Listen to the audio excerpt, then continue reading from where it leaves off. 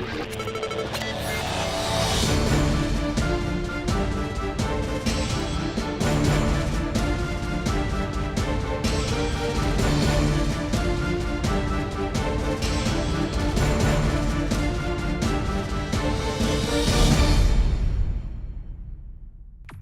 u novu epizodu emisije High-Tech Zona, emisije o tehnologijama. Moje ime je Stefan Dević, a sada idemo na IT Vesti. Kineska kompanija Lenovo saopštila je da će mobilni uređaj Motorola, koji je deo Lenova, i dalje postojati u okviru brendova Moto i Vibe. Lenovo dodaje da Motorola brend nije korišćen na njihovim proizvodima još od predstavljanja Moto X uređaja 2013. godine. Svetski mediji su prošle nedelje objavili da će proizvođač mobilnih telefona i laptopova Lenovo ukinuti pionirski brend Motorola 2 godine pošto ga je kupio. Kompanija Microsoft planira da razvije sopstvene SIM kartice kojima bi korisnici Windows operativnog sistema mogli sami da direktno biraju operatera mobilne telefonije, a na njihovoj SIM kartici radi i Apple. Aplikacija je još u fazi testiranja. Od prvog alo koje je izrekao Panta Mihajlović, savjetnik Nikole Tesle 1883. godine, kada je postavljao telefonske linije u Beogradu, pa sve do druge polovine 20. veka i pojave prvih mobilnih telefona, svaki telefon je bio fiksni.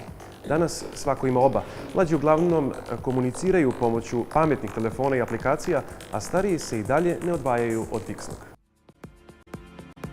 Fiksna telefonija doživjela je svoj vrhunac 2010. godine kada je bilo preko 3 miliona korisnika, govori statistika iz Ratela. Od tada ova vrsta komunikacije, iako dobija drugi život kroz razne pakete operatera, polako se gasi. Čak i da se to desi, prosto to ne treba da izaziva nikakvu bojazan. Znači, to je prosto jedan tehnološki napredak i to je za očekivati. Ta infrastruktura koju pre svega Telekom ima, ali i drugi operatori se koriste za druge tehnologije. Znači, preko te iste infrastrukture se prenosi internet, prenosi se televizija, znači prenose se druge usluge, tako da ta infrastruktura se koristi. Sa te strane nema bojazni da će infrastruktura da zamre. Danas se uglavnom komunicira u pokretu, putem interneta i pomoću aplikacija za pametne telefone.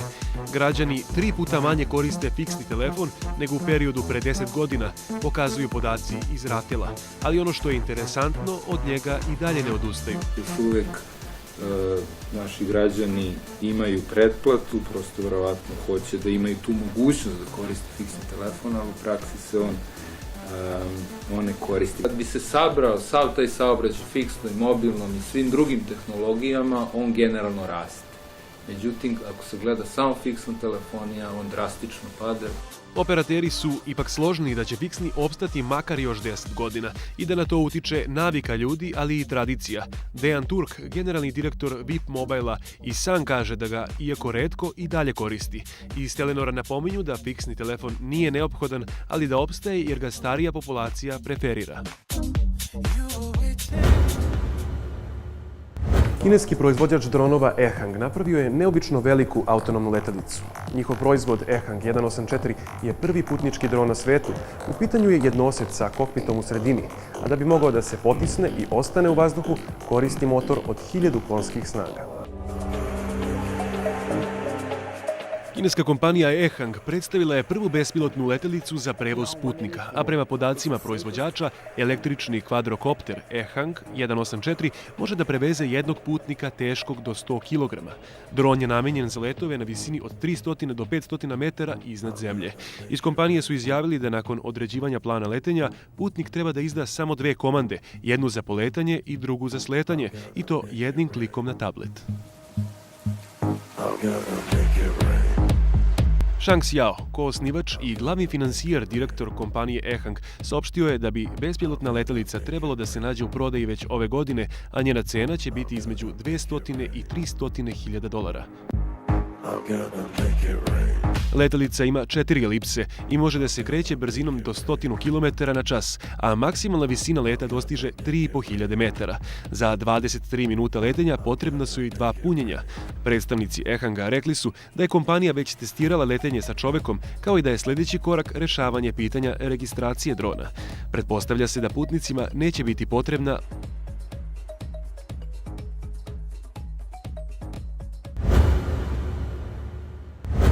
Toliko za danas iz High Tech Zone. Gledamo se radnim danima na Pinku 3.